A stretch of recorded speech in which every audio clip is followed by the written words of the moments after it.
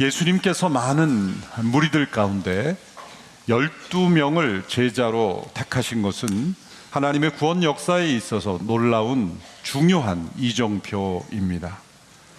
12명만이 예수님을 따르던 것은 아닌데 굳이 12명이라는 숫자를 의도적으로 맞추시면서 또 그것을 드러내시면서 12명을 택하셨다는 것은 분명한 메시지가 있기 때문입니다. 더 넓게 숫자를 확대해 보면 70여 명의 제자들이 있었고 사도행전 1장으로 가보면 120여 명의 제자들이라는 숫자도 나옵니다. 또 그보다 더 넓게 보면 수백 명의 따르는 제자들이 있었습니다. 그런데 굳이 12명이라는 숫자를 부각시키면서 말씀하시는 이유는 무엇일까요? 마가복음 3장 14절 15절에 보면 예수님께서 12명을 따로 뽑아 이들을 사도라 부르시고 자기와 함께 있게 하셨다라고 말씀합니다. 성경에서 이렇게 괄호로 나오는 것은 여러 사본 중에서 어느 사본에는 나오지만 어느 사본에는 나오지 않기 때문에 참조하라라는 메시지로 기록한 것입니다. 그렇지만 근거가 없는 것은 아니죠. 다른 사본에서 실수가 아니라 누락이 될 수도 있기 때문입니다.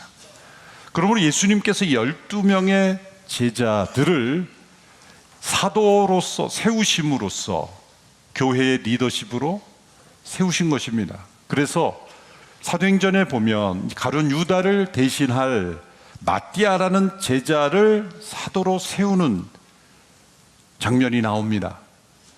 누군가 한 사람이 자리가 비었다면 그냥 11명으로 가도 될 텐데 굳이 12명이라는 숫자를 채우는 과정이 나타납니다. 그래서 12사도를 다시 완성하게 됩니다.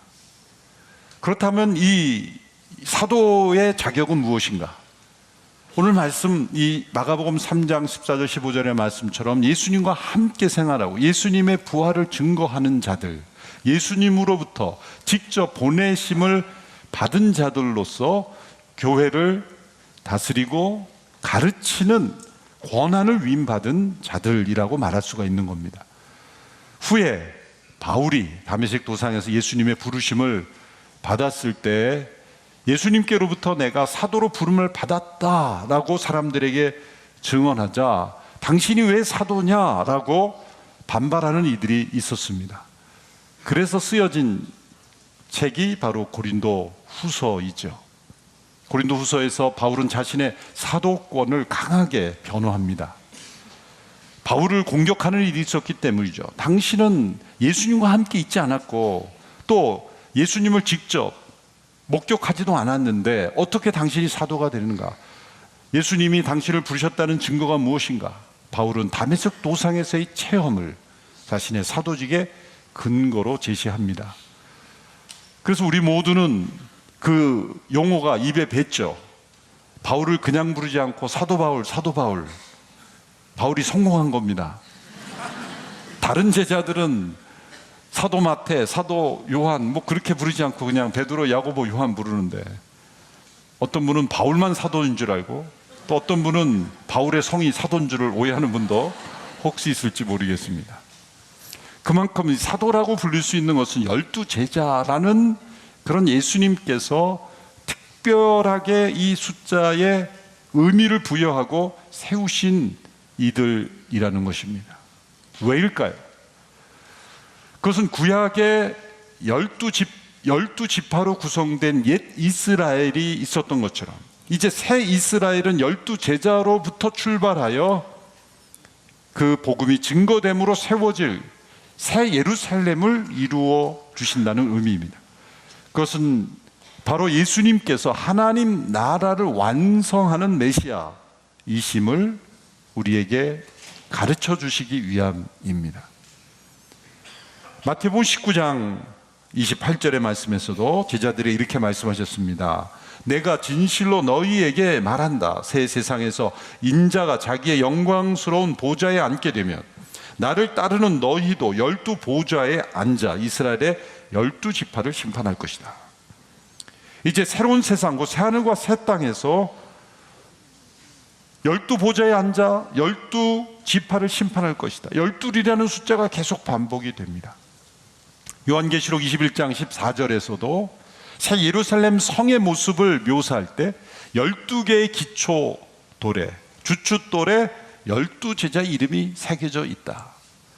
또 14만 4천 명이 구원을 받는다. 구원받는 수를 14만 4천이라고 했죠. 어떤 이단은 문자적으로 14만 4천 명만 구원받는다, 그 수 안에 들어야 된다라고 해서 사람들을 현혹하지요.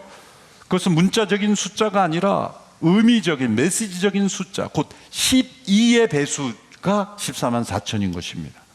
그러므로 10이라는 것은 완전수, 하나님의 나라의 완전한 통치가 임하는 것을 가르치는 숫자로서 성경에서 사용되고 있는 것이고, 예수님께서 12명을 제자로 부르셔서 그들을 사도로 세우시고 그들을 통해 교회를 이루시고 그 교회가 하나님의 나라를 이루신다고 할 때 완전한 하나님의 통치가 이처럼 불완전하고 연약하고 미약하고 두려움과 의심에 사로잡혀 있는 이 사람들을 통해서이지만, 이 사람들을 통해서 이제 완전한 하나님의 통치가 이루어지도록 하시는 분이 예수님이시다라는 것을 우리에게 알려주고 계신 것입니다.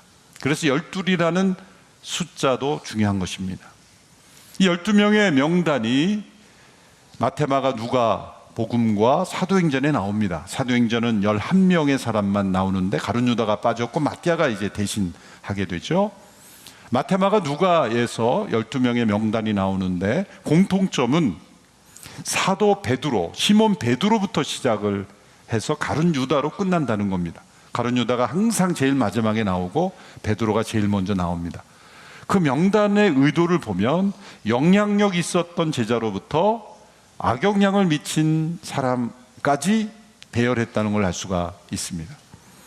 그리고 그 중간에는 약간의 몇 명의 차이가 상이한 이름이 나옵니다.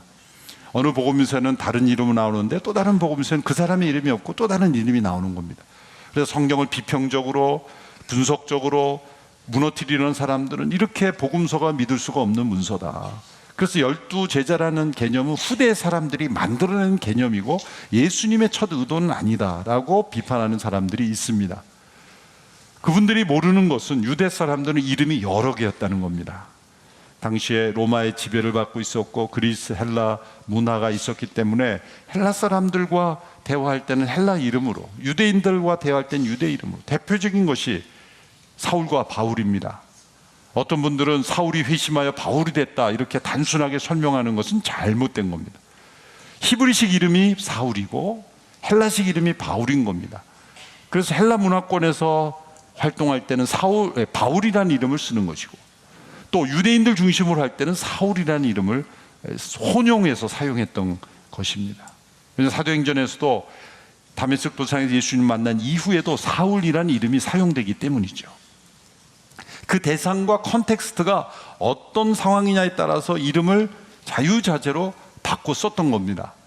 그런 모습이 명단에도 나타납니다. 그래서 이 12제자의 명단이 상이한 것은 중복된 이름을 다른 곳에서 사용했기 때문이다라고 이해하시면 되겠습니다. 이걸 맞추는 것은 쉽지 않았겠죠. 학자들이 이 어떤 이름이 서로 같은 이름인가, 자료가 많이 없기 때문에 어렵지만 이제는 거의 다 맞춰졌다고 생각이 됩니다. 향후 제자들에 대한 말씀을 계속 하면서 이제 그것을 말씀드리려고 합니다.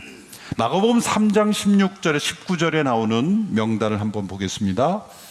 예수께서 세우신 12사람들은 베드로라 이름 지어준 시몬, 우레의 아들들이라는 뜻으로 보아너게라 이름 지어준 세베대의 아들 야고보와 그 동생 요한, 안드레, 빌립, 바돌로메, 마테, 도마, 알페오의 아들 야고보, 다데오, 열심당원 시몬과 예수를 배반한 가룟 유다였습니다.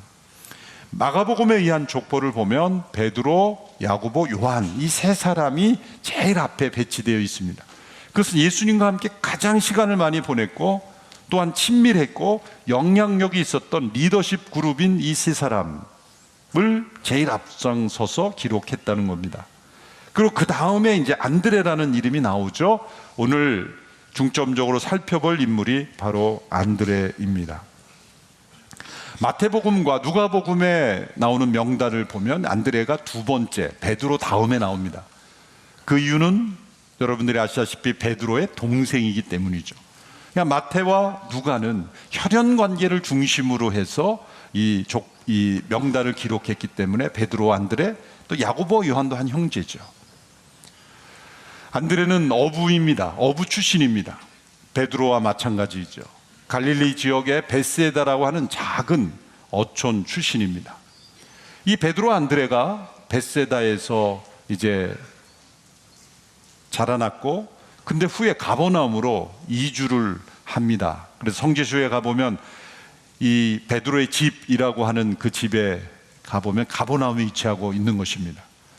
그럼 야고보와 요한을 언제 만났을까? 그것은 벳세다에서 가버나움으로 이주한 이후에 어업을 같이 하는 동업자로서 만났을 가능성이 높습니다. 그래서 이 두 형제가 모두 어부들로서 예수님의 첫 12제자의 그룹을 형성하게 되는 것입니다. 안드레라는 이름의 의미는 사내다움, 남자다움이라는 뜻입니다. 어부에게 어울리는 이름이지요. 안드레에 관한 기록은 많지 않습니다. 복음서에 서너 번 나올 뿐입니다. 우리가 안드레를 통해 어떤 제자도를 배울 수 있을 것인가? 베드로, 야고보, 요한처럼 핵심적인 그룹에서 일하는 제자가 아니었음에도 불구하고 그를 통해서 우리가 발견할 수 있는 제자도가 있습니다. 첫째로 그것은 자신의 위치가 아니라 성품 혹은 인격으로 일하는 제자였다는 겁니다. 포지션이 아니라 퍼스널리티, 자신이 어떤 위치, 직위가 있느냐가 아니라 성품과 그리고 겸손과 성실한 성품으로 섬기는 제자였다는 겁니다. 안드레에 관해서 분명히 알 수 있는 것은 그가 예수님의 12제자 중에 가장 먼저 예수님을 따르게 된 제자였다는 겁니다. 그래서 초대교회 당시에 안드레의 별명이 프로토클레토스, 그것은 프로토라는 건 제일 먼저라는 뜻이고 클레토스라는 건 부름을 받았다라는 겁니다.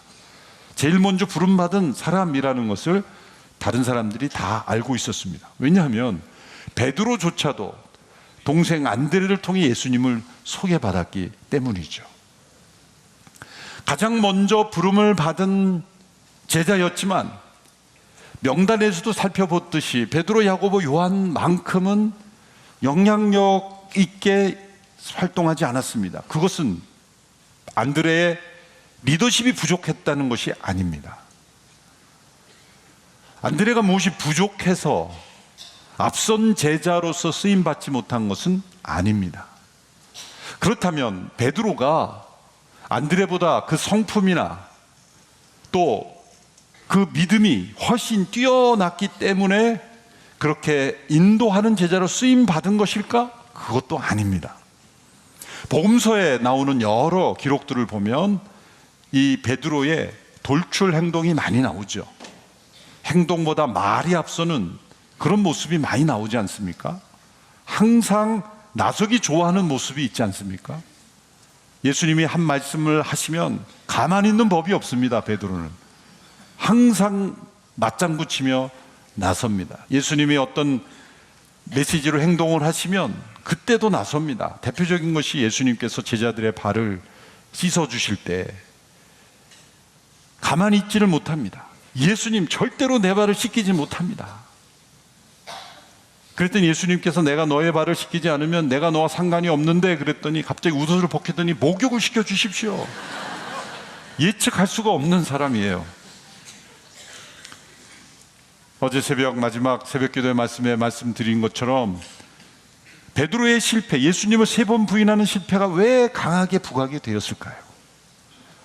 예수님께서 제자들에게 내가 이제 십자가로 나갈 때 너희가 다 나를 버리리라 이렇게 말씀하셨다면 얼마나 숙연한 말씀이에요. 예수님이 빈말로 하시는 말씀이 아닌 것을 알면서도 다른 제자들은 두려움 속에 자신을 돌아보게 되는 말씀 아닙니까? 너희가 다 나를 버리리라 말씀하셨으면 우리가 그렇게 된단 말인가? 그렇게 되지 않으려면 어떤 길이 있을까? 이렇게 자신을 성찰하는 것이 마땅한 반응일 텐데 베드로는 가만히 안 있고 또 나섭니다. 예수님, 모두가 다 버릴지라도 나는 주님을 버리지 않겠습니다. 뒷말만 했어도 조금 괜찮았을 것 같은데, 제가 주님을 버리지 않겠습니다, 요 말만 해도 될 것 같은데 꼭 비교를 해요. 주님 보니 이 사람들은 그럴 것 같습니다. 그런데 나는 아닙니다. 항상 이렇게 자신을 앞세우고 드러내기를 원하는 이 모습이 분명히 베드로에게 있습니다. 그러니 베드로의 어떤 신앙과 성품이 성숙했기 때문에 리더가 되었다? 저는 그렇게 보지는 않습니다. 그럼 어떻게 베드로가 수제자가 됐는가? 베드로는 나서지 않으면 견딜 수가 없는 사람이에요. 그래서 예수님은 그렇게 나서고 싶은 사람에게 너 나서지 마 그러고 꺾어버리는 분이 아니라, 그렇게 나서고 싶어? 한번 해봐. 그런데 변화돼야 돼 라고 고쳐주시는 분입니다. 야고보 요한은 어떻습니까? 어머니를 통해서라도 우리가 더 높은 자리 좌우편에 앉고 싶었다라는 그 말을 전함으로 인해서 다른 제자들과 깊은 갈등이 일어났지 않습니까? 보면 베드로, 야고보, 요한이라고 하는 핵심 제자 그룹들은 항상 갈등의 중심지에 있습니다. 그런데 안드레는 전혀 갈등의 중심지에 서 있지 않습니다. 이것은 안드레가 능력이 없거나 뭔가 부족해서 리더십이 되지 못했다는 것이 아닙니다. 물론 앞장서는 리더 역할을 하면 어떤 문제에 항상 부딪히게 돼 있는 것은 마련입니다. 그렇지만 복음서에 나오는 베드로, 야고보, 요한은 어쩔 수 없는 리더가 부딪히는 도전이라기보다 자기 자신의 신앙과 성품에서 나오는 문제이기도 한 것입니다. 근데 안드레에게는 그런 모습이 나타나지 않은데, 가장 먼저 예수님을 따른 제자는 베드로가 아니라 안드레였다는 겁니다. 이것이 우리에게 던져주는 메시지는 무엇일까요? 예수님의 제자됨의 중요한 원리를 알려줍니다. 가장 먼저 예수님을 따랐지만 그것으로 자신의 위치를 주장하거나 그것이 나의 영향력이 되어야 한다고 생각하지 않았던 사람, 오늘날 이 시대의 교회에 적용해 보면 적용할 점이 참 많습니다. 지난 오늘의 40년의 역사를 되돌아보면서 하용조 목사님과 함께 교회 창립했던 12가정 그룹이 있죠. 지금도 여러분이 교회에 계십니다. 한 번도 교회 역사에서 내가 창립 멤버인데라고 주장하신 분이 없어요. 되게 교역사를 기술하면 그분들의 명단이 이렇게 기록이 되는데, 저도 제대로 본 적이 없어요. 누군지는 알지만 그 명단을 남긴 적이 없어요. 그 명단을 보존하려고 한 적도 없고, 왜 이런 명단이 없냐고 항의한 적도 없습니다. 저는 그래서 오늘의 창립 때부터 초창기에 교적 번호가 아주 적은 분들을 너무나 존경합니다. 안드레와 같은 그러한 성품이기 때문이죠. 만일 창립하신 분들, 또 교적 번호가 적으신 분들이 성도들 만나면서 당신 교적 번호 몇 번이야? 내 뒤로 가. 그런 식의 교회 문화가 된다면 그것은 주님의 제자 공동체가 아니죠. 먼저 등록했다 그래서 그것이 나의 어떤 위치가 되고 그것이 어떤 파워가 되는 교회는 주님의 생명력이 없는 겁니다. 예수님이 보이지 않는 교회죠. 얼마나 주님을 섬기는가, 얼마나 겸손히 주와 가까이 동행하는가, 은사와 섬김의 자세가 되어 있는가, 얼마나 헌신되어 있는가, 이것이 중요한 리더십의 중요한 가치가 아닐까요? 오늘 이 교회 역사에서 그러한 모습이 없다는 것에 정말 감사합니다. 제일 먼저 장립되신 두 분의 장로님이, 한 분은 고 한동대 김영길 총장님이시고 또 한 분은 김진국 장로님이시죠. 어쩌면 이 설교도 병상에서 보고 계실지 모르겠어요. 지금 병원에 입원해 계신데 정말 우리 장로님 정말 존경합니다. 이름이 김진국 장로님이신데요, 정말 죄송합니다만 진국이세요. 한 번도 자신을 드러내신 적이 없어요. 처음으로 장립되신 장로님이라면 자기의 목소리도 내실 법한데 후배 장로님들을 존중하며 새가족처럼 그렇게 신앙생활 하시는 안드레의 모습이에요. 제가 이 말씀을 준비하면서 그 장로님들의 얼굴이 생각이 났어요. 그리고 오늘 이 교회 초창기에부터 헌신하신 분들, 많은 섬김을 다하신 분들이지만 여전히 자신의 자리를 지키면서 자신에게 어떤 위치를 주장하지 않는 그런 모습, 그것이 안드레와 같이 주님을 따르는 거예요. 두 번째로 이 안드레는 사람을 따르는 것이 아닌 말씀을 따르는 모습이 나타납니다. 안드레는 세례 요한의 제자였습니다. 세례 요한을 따르다가 어느 날 세례 요한이 예수님에 대해 증언을 합니다. 보라, 하나님의 어린 양이시다. 그 말씀 속에는 구약에 예언된 고난받는 종으로 오시는 분, 이사야서의 53장에 어린 양으로서 털 깎는 자 앞에 잠잠한 양같이, 도살장으로 끌려가는 양같이 고난과 죽임을 당함으로 우리의 구원을 이루는 어린 양으로 오시는 분이시라는 말씀이 포함되어 있는 증언입니다. 그 증언을 듣고, 그 말씀을 듣고 세례 요한을 따르는 길에서 예수님을 따르는 길로 전환한 제자가 안드레입니다. 오늘 본문 1장 35절에 37절의 말씀이 그러한 내용이죠.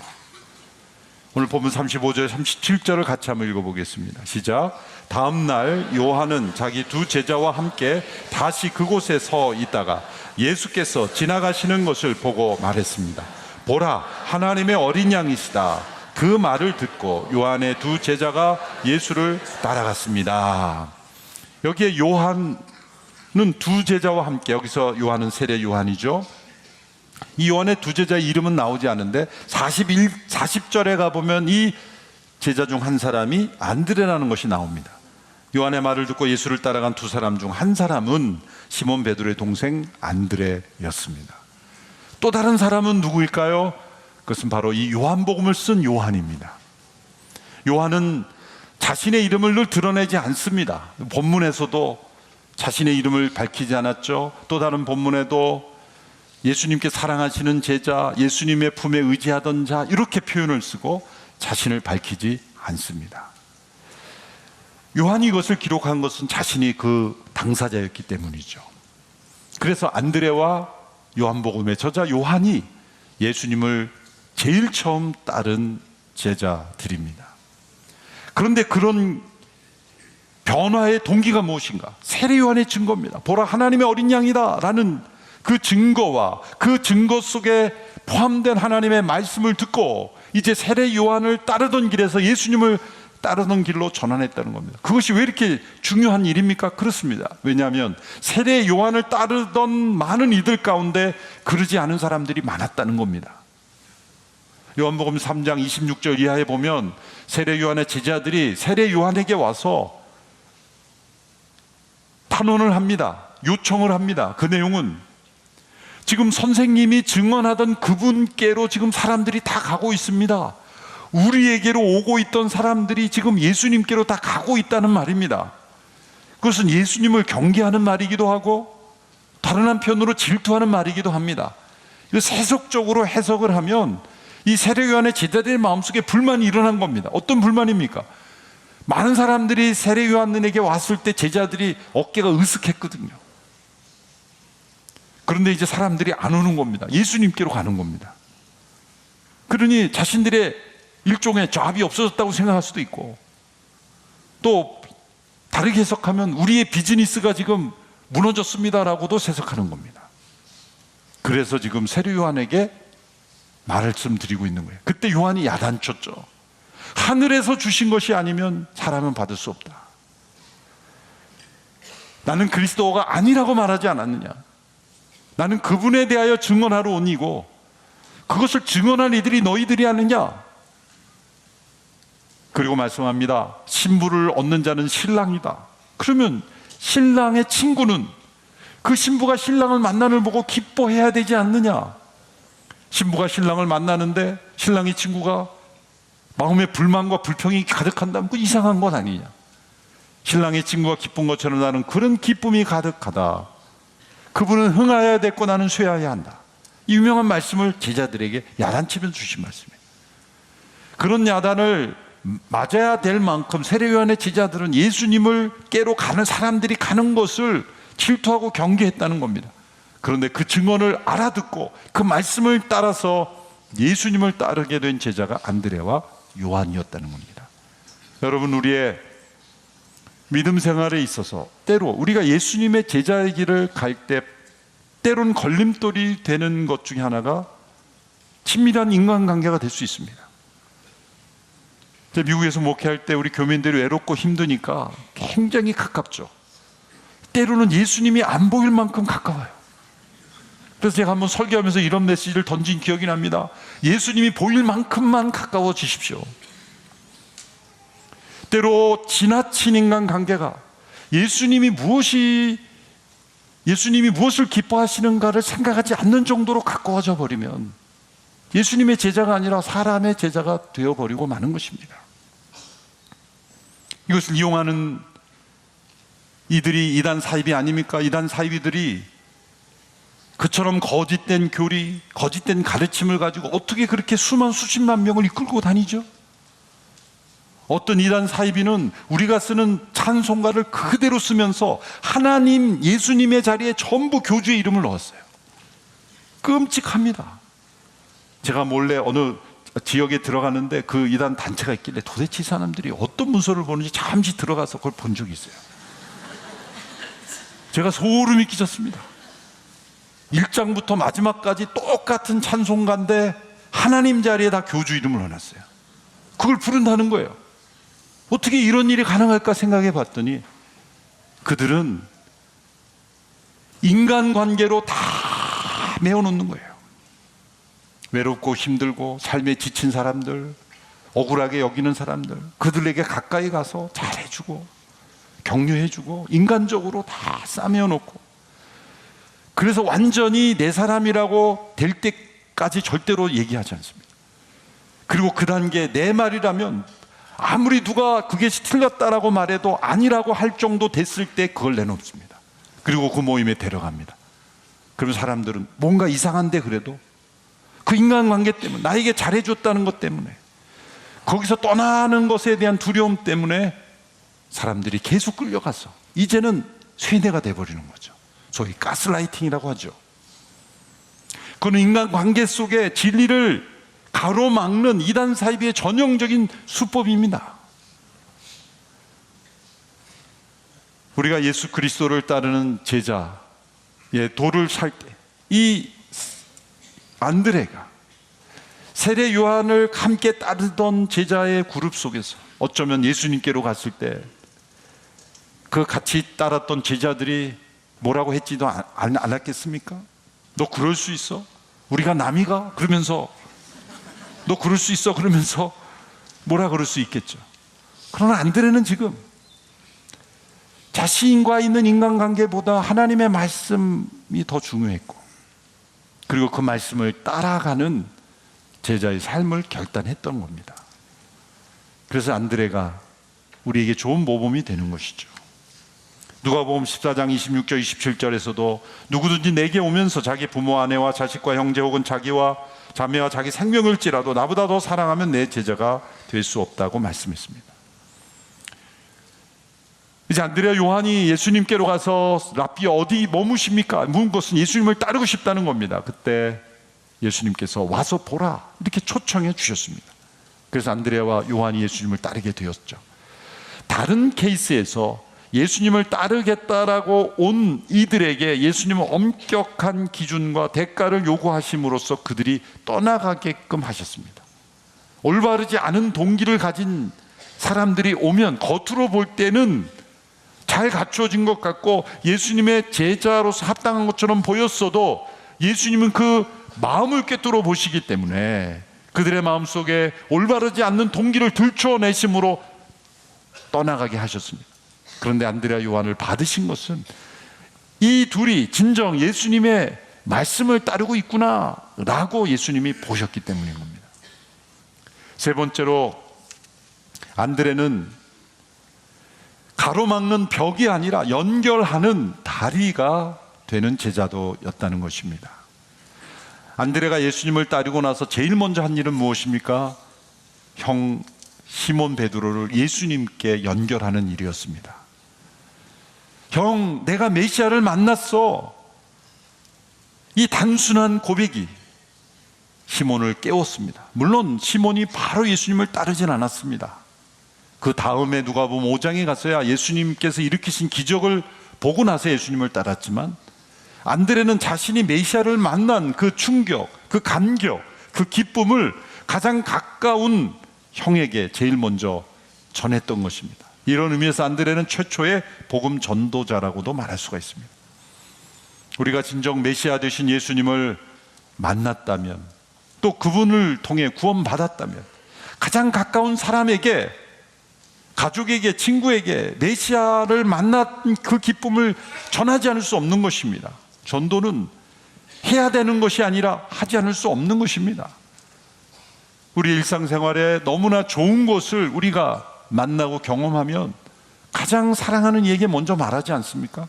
여러분의 집 근처에 혹은 일터 앞에, 교회 앞에 정말 싸고 맛있고 건강한 음식점을 경험했다면, 음식점을 나오면서 이렇게 생각하는 분 있을까요? 나는 아무에게도 말할 수 없어.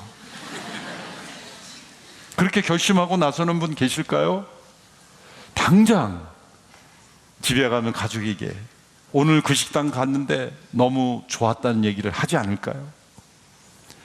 내가 메시아를 만났어 라고 누군가에게 그 고백을 하는 것, 그것이 우리에게 있어야 진정한 제자라고 말할 수가 있는 겁니다.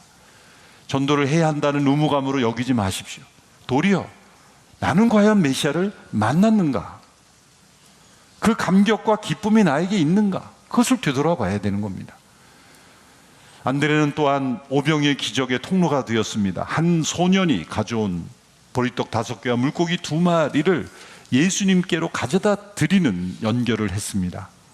오늘 예수님이 수천 명을 가르치시고 그리고 굶주려 있는 군중들을 보시면서 그냥 돌려보낼 수 없다는 마음에 빌립에게 물으셨습니다. 어디에서 우리가 떡을 사서 이들을 먹이겠는가?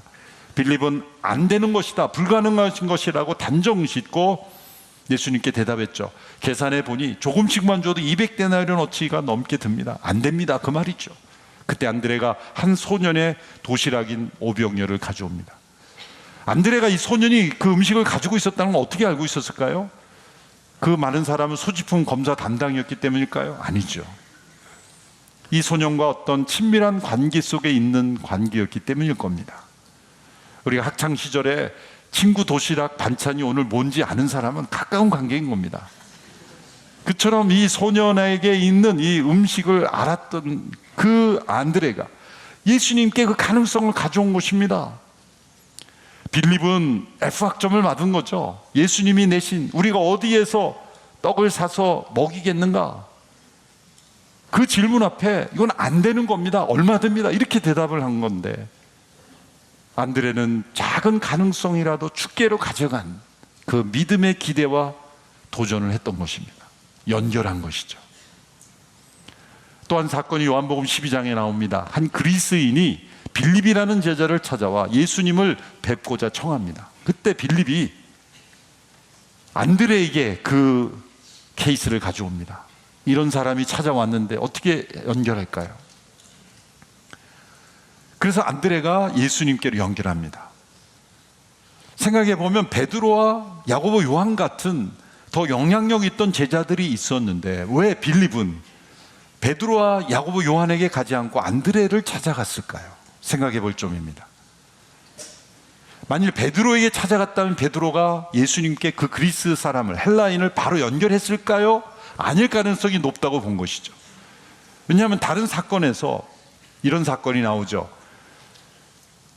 부모들이 어린 아기들, 오늘 기도해줬던 어린 아기들 같은 아기들을 데려와서 예수님께 안수해달라고 부탁하자. 베드로가 어떻게 했습니까? 애들은 가. 베드로가 그랬어요. 그래서 예수님께 책망하셨죠. 이런 아이들이 내게로 오는 걸 금하지 말라. 천국이 바로 이와 같은 아이들 것이다. 그래서 제가 그 말씀에 근거해서 아이들 축복 기도를 해주는 겁니다. 요한은 사마리아 지역을 지나갈 때 그 사람들이 환영하지 않자 예수님께 이렇게 말했죠. 하늘에서 불을 내려 이들을 멸망하면 어쩌겠습니까? 이방 사람들이라고 멸망시켜야 된다는 거예요. 그러니까 이 베드로, 야고보, 요한에게 가면 아마 부딪히는 벽이 되고 말 거다, 가로막힐 것이다 라고 생각했기 때문이죠. 그래서 안드레에게 요청했고 안드레는 그 그리스 사람을 예수님께로 인도했습니다. 그리고 그 사람에게 주신 말씀이 유명한 자연의 원리를 가지고 복음을 설명해 주신 겁니다. 한 알의 밀알이 떨어져 땅에서 썩어짐으로 열매를 맺는다는 그 자연의 법칙으로 예수님의 십자가 부활의 역사를 설명한 말씀이 그 그리스 사람에게 주신 겁니다. 그러므로 예수님은 기뻐하신 거죠. 이런 의미에서 안드레는 최초의 이방인 선교사이기도 합니다. 안드레는 이렇게 복음서에 많은 사건은 나오지 않지만 역사 속에서 많은 전승과 설화의 주인공이 됩니다. 특별히 러시아 지역에서는 안드레가 선교사로 많이 알려져 있는데, 그것은 이 안드레가 갑바도기아, 비두니아, 갈라디아, 비잔티움과 같은 여러 나라에서 복음을 전하였다고 알려졌기 때문입니다. 특히 흑해 카스피의 북방에 있던 스키타이라는 그런 나라에서 복음을 많이 전했는데, 그 스키타이가 러시아 사람들의 이 지역적인 혈통적인 후손은 아니지만 문명의 뿌리라고 알려진 나라이기 때문에 러시아의 선교사다 이렇게 알려졌다고 합니다. 후에 헬라의 한 도시 파트라에서 순교했는데 이 X자형 십자가에 못 박혀 죽었다고 알려졌습니다. 그 이유는 예수님께서 못 박히신 십자가와 같은 형태로 못 박힐 수 있느냐, 물론 그 당시 죄수가 이 십자가 형태를 바꿔달라 요청할 수는 없었겠죠. 후대 사람들이 그렇게 해석한 것이라고 저는 생각을 하는데, 그러한 설화가 그림으로도 남겨져 있죠. 스페인 마드리드의 프라도 미술관에 한 무리오라고 하는 화가가 그린 이 순교 장면이 남겨져 있습니다. 그런데 그 장면 중에 한 장면을 줌인해 보면 순교 현장에서 고개를 돌리고 울고 있는 한 소년의 모습이 나옵니다. 이 소년은 어쩌면 오병이어의 기적의 주인공을 그린 것이 아닌가라고 우리가 여겨집니다. 안드레는 이처럼 사람들을 예수님께로 연결하는 다리와 같은 제자였습니다. 자기중심적인 태도가 없었습니다. 편견이 없었습니다. 작은 가능성이라도 죽게 내어드렸습니다. 한 영혼, 한 사건, 작은 가능성, 그것을 놓치지 않고 자기를 드러내지 않고 예수님만을 높이는 제자였습니다. 우리도 안드레와 같은 제자가 되기를 바랍니다. 내가 중요한 인생이 아니라 예수님이 중요한 인생이 된다면, 나의 위치, 나의 평가, 내가 어떤 역할을 하느냐가 아니라 예수님께 사람들이 연결되는가, 여기에 초점을 두고 우리가 주님을 섬기는 제자 되기를 바랍니다. 기도하겠습니다. 하나님 아버지, 안드레의 모습을 통해 제자도를 살펴보았습니다. 예수님을 신실하게 겸손하게 따르는 제자 되게 하옵소서. 예수님의 이름으로 기도합나이다. 아멘.